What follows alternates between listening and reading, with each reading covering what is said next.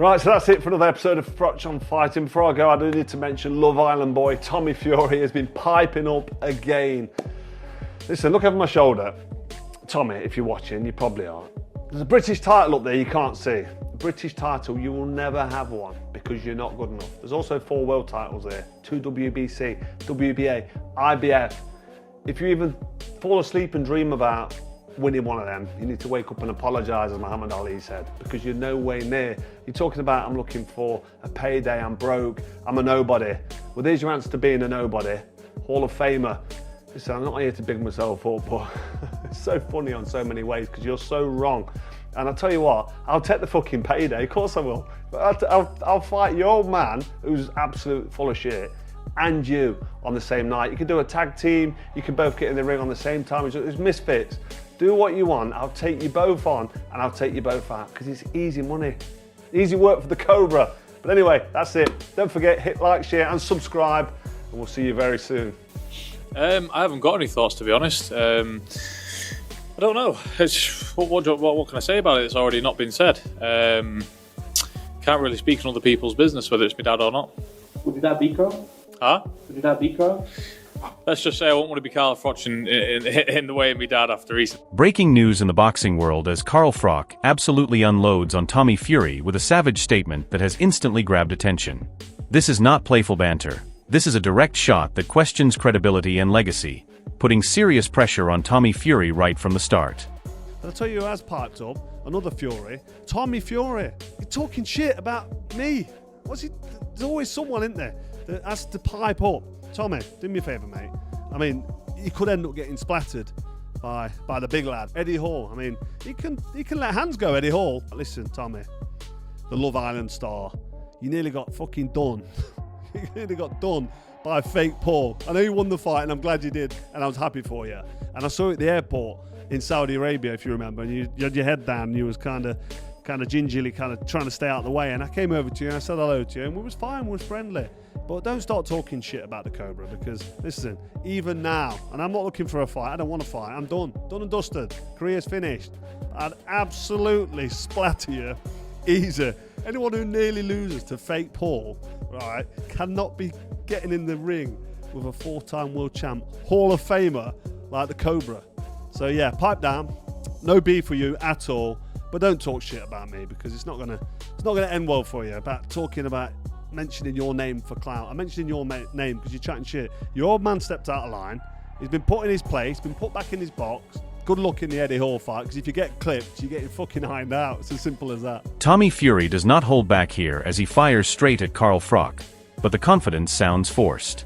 Bringing his father into it only adds more fuel to the situation, and against someone like Carl Froch, that kind of talk can quickly come back to haunt you. Would your dad beat Carl? Huh? Would your dad beat Carl?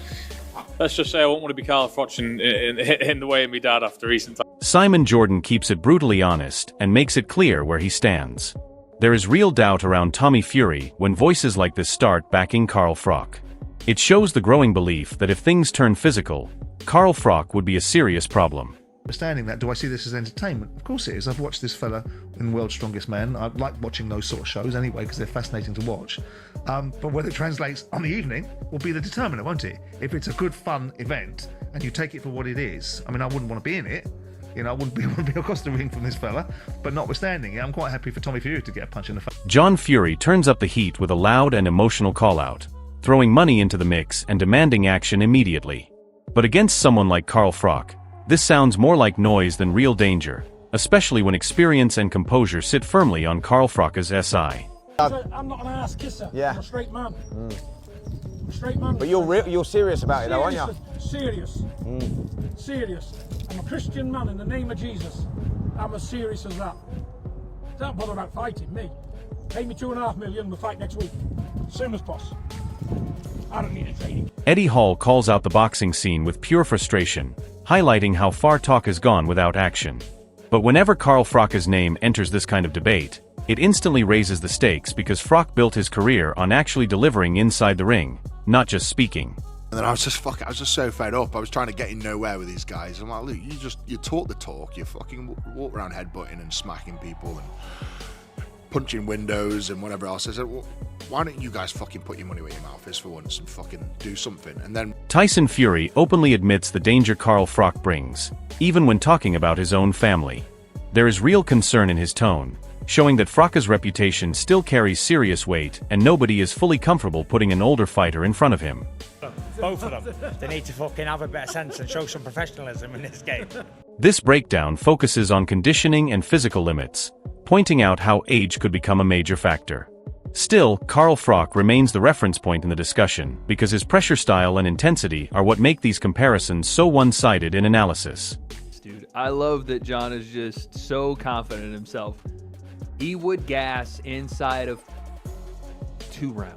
2 rounds, but if he even made it 2 rounds with Carl Froch, he would gas probably in the first round. He's 60 years old. I'm not saying he couldn't hobble about for 4 rounds or something, but he would be gassed inside of 2. Because the way that John runs... Johnny Nelson gives a clear edge to Carl Froch, suggesting that if he commits, he would dominate. That kind of respect from a former fighter adds more weight to Froch's name and keeps the belief alive that he is still dangerous even outside his prime. But if Carl did do it, I think Carl would smash him. But I just don't think he will do it. Because he's got that memory, he's got that something about him, that he's at an age where he's still physically fit enough and strong enough if he commits himself to the preparation. Carl Froch is described here as a real-world level competitor with lasting physical presence and respect. Even industry insiders still point to him as someone reliable in high-pressure situations, which reinforces why his name continues to dominate every discussion in this rivalry narrative. Carl's a genuine, world champion level fighter, and he's actually bigger than you'd think, right, when you meet him. He's a lot younger than John, and his peak was outrageously good, right? And he's kept himself in shape. And even now, I remember having a chat with Eddie Hearn, about what fighter you've met is the toughest fighter. And he said to me, if I'm ever in a bit of bother, the man I want standing next to me at a pub or whatever is called fucking... Carl Froch comes across here with complete control and confidence, making it clear he believes he would dominate any exchange if it ever turned physical. His tone is sharp and dismissive, especially when he talks about people chasing attention and paydays. This is classic Carl Froch energy, unapologetic, direct, and fully convinced of his own superiority in the boxing world. It reinforces why his name still creates tension in every discussion. John Fury's a big bully, and big bullies need putting into place. And if I'm the man that has to do it, I will do it. I don't want to beat an old man up. I don't want to start on a 60-year-old man. But when I look back, when I beat George Groves up in front of 80,000 fans at Wembley Stadium, rendering him unconscious, he was 11 years younger than me. I'm only 10 years younger than Big John Fury. I know he doesn't look well, does he? He looks a bit older. I don't want to give him any stick, but he looks He's 10 years older than me, 60-year-old man. I'm pressing on for 50. So, is it a fair fight? Roman Fury speaks with strong emotion here, backing his family and showing no fear in calling out Carl Froch directly.